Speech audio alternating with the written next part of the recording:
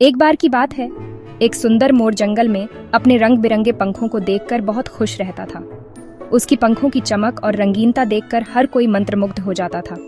मोर को भी अपने पंखों पर बहुत गर्व था और वह अक्सर उन्हें फैलाकर दिखाता था। जब भी बारिश होती, वह खुशी खुशी नाचने लगता। बारिश की बूंदों के साथ उसके पंख और भी चमक उठते थे। उसकी नृत्य कला और पंखों की सुंदरता को देखकर जंगल के अन्य जानवर भी उसकी तारीफ करते थे। लेकिन जब भी वह अपनी आवाज सुनता तो दुखी हो जाता। उसकी आवाज कर्कश और बेसुरी थी, जो उसकी सुंदरता के विपरीत थी।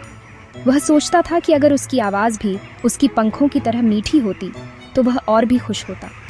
एक दिन बारिश के बाद मोर बहुत दुखी होकर बैठा था। उसकी आंखों में आंसू थे और वह अपने भाग्य को कोस रहा था। वह सोच रहा था कि भगवान ने उसे इतनी सुंदरता दी है, लेकिन उसकी आवाज क्यों इतनी खराब है। तभी पास से एक मेंढक उछलता कूदता आया और बोला, मित्र, तुम इतने सुंदर हो। तुम्हारे पंखों की चमक और रंग देखकर मैं मंत्रमुग्ध हो गया हूँ। लेकिन फिर भी उदास क्यों हो? तुम्हारी सुंदरता तो अद्वितीय है।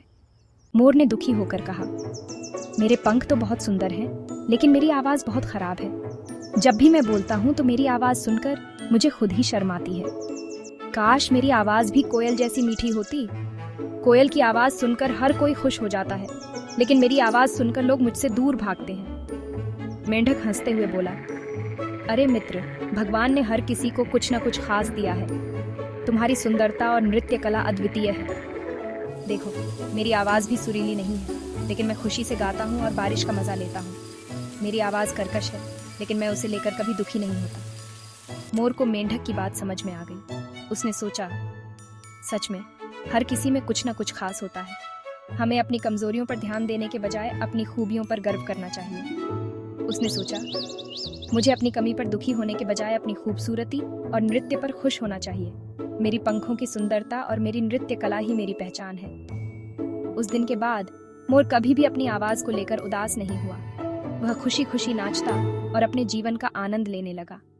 उसकी खुशी और आत्मविश्वास देखकर जंगल के अन्य जानवर भी प्रेरित हुए। वह खुशी खुशी नाचता और अपने जीवन का आनंद लेने लगा। कहानी से सीख, हमें अपनी कमजोरियों के बजाय अपनी खूबियों पर ध्यान देना चाहिए और हमेशा खुश रहना चाहिए। जीवन में हर किसी में कुछ न कुछ खास होता है। हमें उसे पहचानकर गर्व करना चाहिए।